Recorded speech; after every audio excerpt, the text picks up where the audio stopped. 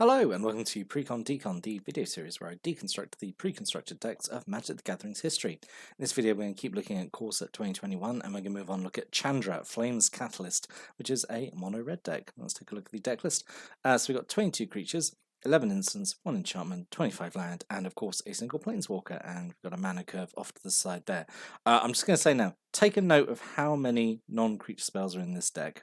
That's just that's going to be a gripe we're gonna address later. In the meantime, let's dive in and actually start looking at the individual cards. So, Chandra Flames Catalyst, 4 and double red for 5 loyalty Planeswalker, which is, that's perfectly fine. That's at par the course. +1 to do 3 damage to each opponent. That's actually a pretty nice +1, I think. 3 damage is not insignificant, so yeah, that's pretty good, I think. Her -2 lets you cast a red instant or sorcery card from your graveyard, and if it would be put into your graveyard this turn, again, it gets exiled. That's a really, really solid ability, actually. Being essentially give all your red instant sorceries flashback, or at least one of them. Yeah, that's a really, really solid ability. Not living up to its full potential in this deck, I feel, just because we've only got instants, we haven't got any big tasty red sorceries. But it's still like a really solid ability. And then her -8, discard your hand, draw 7 cards, until in turn you can cast spells from your hand without paying their mana costs. That's obviously also super good, like a whole wheel effect, and then cast everything for free. I think all of Chandra's abilities are actually really, really good. It's just a shame that I'm not so enamored by the rest of the deck. It's a shame because I think she's great, actually. And then her signature cards. So 2 Chandra's Firemore, 3 in double red, this is the Searcher, 4/2 haste. When it enters the battlefield, search up for Chandra's Flames Catalyst. It's okay. 2 toughness is not amazing, but at least it's fairly punchy. It's got haste, so it can swing immediately as you play it, get some value out of it straight away. Yeah, I think this is okay. Just like big creatures like this, when they have haste, it's just treat them as a burn spell. I think that's usually the best way of thinking about them. Right, 3 Carol Keep Disciples. So the Liliana deck we looked at last time had what I thought was like a pretty narrow ability on the Planeswalker buddies. So Carol Keep is not far off, I think. So 2 in double red for 4/3. When you activate a loyalty ability of a Chandra Planeswalker, does 1 damage to each opponent. So it's not even like a huge amount of damage, is it? It's just 1 when you activate a loyalty ability of the 1 Chandra you've got in the deck. These are just not wonderful, are they? I think even a 4 mana for a 4/3 even feels a little undercosted for them, actually. Really not too impressed with these. Just this, I've really honed down, I think, after looking at all these decks, like what makes like a bad buddy for me, and it's just like if they do nothing until you get the Planeswalker out, then not nothing, but like they're just essentially a vanilla creature. They're like relying on the Planeswalker just to for their whole thing. That's, I think, usually a sign of a bad one, because like some of the good ones we've looked at do something without needing to have their Planeswalker out. So yeah, I just don't think Carol Keep are very good. But keep in mind this ability, because we're going to discuss it in a little bit when we hit some of the other cards. Thankfully, though, we've got 4 Stormcallers, and Stormcaller, I think, is absolutely fantastic as a common, which is a real trend I'm seeing in these M21 decks of like the Planeswalker buddy being pretty bad, but the 4 of common being quite good. So Stormcaller is 2 in red for 3/2. When it enters the battlefield, does 2 damage to each opponent, which is that's just really solid. Gives me the Viashino Pyromancer vibes, like from M19. Just a really nice cheap creature, does some damage to an opponent when the turn you play it. Okay body for its cost. It's common as well. I think this is really great, and this is one of the more reliable sources of non-combat damage you've got in the deck, which is going to matter when we look at these cards here. So one of the rares in the deck is Chandra's Incinerator. So 5 in a red for a 6/6. Costs X less to cast, where X is the total amount of non-combat damage dealt to your opponents this turn. So I think this is really good, because even if you don't get any non-combat damage through, 6 mana for a 6/6 trample in red, I think is kind of okay anyway. So the fact that you could drop this for really cheap is potentially really cheap is good, I think. Because turn 6 you do Stormcaller and that and this as well, I think, couldn't you? Depends on how many opponents you've got, I suppose. So yeah, it's a 6/6 trample. Whenever a source you control deals non-combat damage to an opponent, Chandra's Incinerator also deals that much damage to target creature or planeswalker that player controls. So kind of, like doubling up on burn spells. Anything that hits your opponent is also going to hit one of their creatures. So I think this is pretty solid actually. This is an okay rare. Has very weird art. I don't know why the art puts me off for some reason, but I think the effect is really strong. Always like red spells that sort of do interact with non-combat damage in a way. I just think it's a really nice sort of design space to work with. We've got 3 Chandra's Piling, so 1 red for 1/3. Whenever a source you control deals non-combat damage to an opponent, it gets +1/+1 gains double strike turn, so it can really kind of punch up. Even getting just a small ping in turns into a 2/3 double strike, which for 2 mana is alright. And of course, then it triggers off every separate instance of non-combat damage. So yeah. That's pretty good. What's the Chandra Spitfire is the classic one to compare this to, isn't it? Yeah, I really like this. And then 3 Heartfire Immolator, so 1 red for a 2/2 with prowess.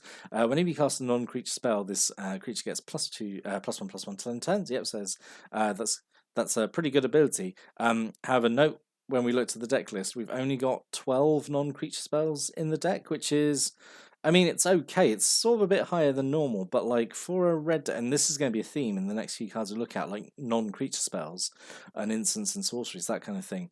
I don't feel like we've got enough to work with here, but that's we'll sort of discuss that when we get to the end. So you need to pay 1 red, sacrifice it, deals damage equal to its power to target creature or planeswalker. Obviously, it's got prowess, so the ideal thing is you play a bunch of non-creature spells, get its power really high from prowess, and then pop it, and it deals a bunch of damage to a creature or planeswalker, and potentially wipes that. Until then, it's just a 2/2, isn't it, with prowess? So it could still serve as an okay attacker. Yeah, this is okay.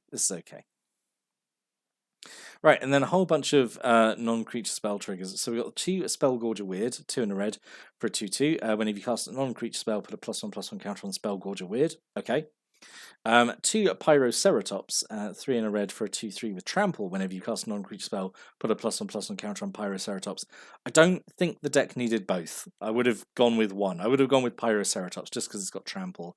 And then Spellgorger Weird could have been something else. Yeah, this immediately jumps out to me. You didn't need to have both, or at the very least, you could have had maybe 3 Pyroceratops and the spell, 1 extra of something else.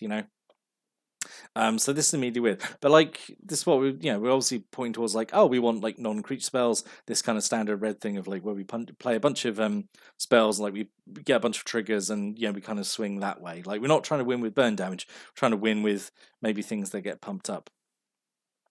And then we've got 2 Blister Spit Gremlins, 1 red for a 1/1. 1 untap does 1 damage to each opponent, and whenever you cast a non-creature spell, untap Blister Spit Gremlin. So this is one of the few very reliable ways of repeatable non-combat damage in the deck, I suppose, which helps the Chandra's Incinerator. It helps the little lizard guy, the piling.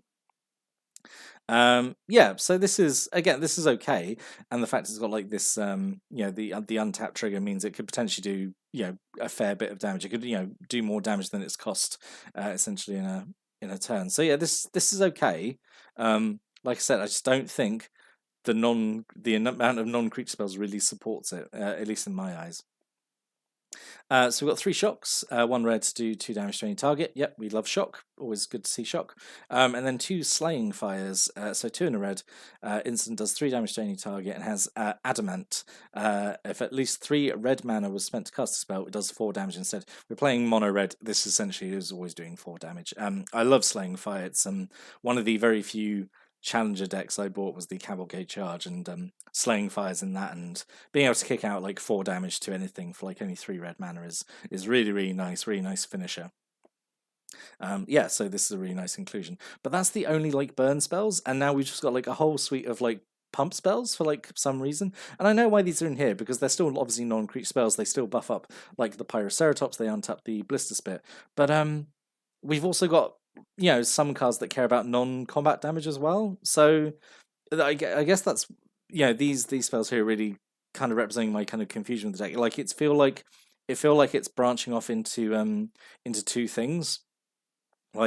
Do we want prowess triggers and stuff, and like hitting opponent with like really buffed up creatures, like like the Pyroceratops and stuff, or do we want to focus on the non-combat damage, like with the piling, the Chandra's Incinerator, that kind of stuff, and like the Blister Spit gremlin, that kind of stuff, and like do more like a burn route, like do one, but like not both at the same time and both kind of badly. That's my issue with the deck when I was looking at it. So we've got 2 Infuriate, 1 red mana. This is essentially red giant growth-ish. Target creature has +3/+2 until end turn. But then we also have 2 Sure Strikes, which is 1 red, target creature has +3/+0 and gains first strike until end of turn.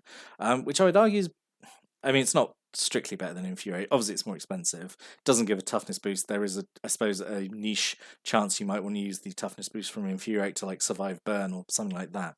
But like again, it's like the Spellgorger Wid and the Pyroceratops. Like you got 2 spells that are doing sort of very, very similar things. And I feel like the deck would be stronger if you just had like more copies of one rather than only 2 of each. If you see what I mean. Just like a weird choice, I think. And then another pump spell. We've got 2 Unleash Furies. 1 red, double the power of target creature until end of turn. And this is obviously like pretty good, right? Because obviously you can, even on something, like the Chandra's Incinerate or something, that goes up to being a 12/6 trampler. And that's obviously good. Any card that says double is an absolute win. But again, it's like, do we really need the Infuriates, the Sure Strikes, and the Unleash Furies? Do we need all 3 of these? Like when we could have maybe just done with like 1 or 2 of them. I don't know. It feels like it's taking away deck space from I don't know, something that would have had a bit more like synergy, I suppose. And then the other rare is also really confusing. Double Vision. So 3 in double red enchantment. Whenever you cast your first instant or sorcery spell each turn, copy that spell and you may choose new targets for the copy. Now, this is absolutely not a bad card. Doubling up on your first instant or sorcery spell each turn is obviously really good. But again, going back to that deck list, we've only got 11 11 instants in the deck. So I don't know if there would be a lot for Double Vision to do here. And I don't know, just again, it feels like a little bit of wasted potential because it's absolutely not a bad card. But because I feel like the deck's trying to do 2 things at once rather than one thing really well, it just kind of suffers, and it feels like a little lacking in that regard, I suppose. And then 25 Mountains. So I'll turn it over to you again. Like, what could have been in this one? I think it just needed maybe like trimmed off a few creatures and had more like non-creature spells in it, like maybe more burn options, because there's a bunch of like really good burn in the sets that 21 is drawing from, like Eldraine and Theros and Ikoria. There was a lot of like really good like red non-creature spells that I think could have found a place here and maybe had like just given the deck like a little bit more synergy. Like I think it's okay, like what's here, but like it has the potential of being like so much better, I think. I'd love to hear what people suggest in the comments, like what could make this deck better. But yeah, overall, like I said, I think it's flawed ultimately because it doesn't feel like we've had this for a while, where it's like a deck is trying to do. It feels like it's pulling in 2 different directions, and I suppose that's why I had a lot to talk about it, and like why I find it actually quite frustrating, this deck. So overall, I think if it got developed out along one of those other paths rather than this kind of hybrid approach is trying to do, I think it'd actually be pretty okay. But as it comes out of the box, I think it'd be maybe a little frustrating to play. Maybe, I don't know. Let me know what you think in the comments below. If you have any thoughts or stories or comments, opinions about the deck or any of the cards in it, I'll give those comments a read. I always do. But yeah, I hope you join me next time, because I'm going to move on to the next and last core 2021 Planeswalker deck, which is the last Planeswalker deck full stop as well. So that will be the very last video the review video we have in the series. So I hope you join me for that. But until then, thanks for watching and listening, and have a great day.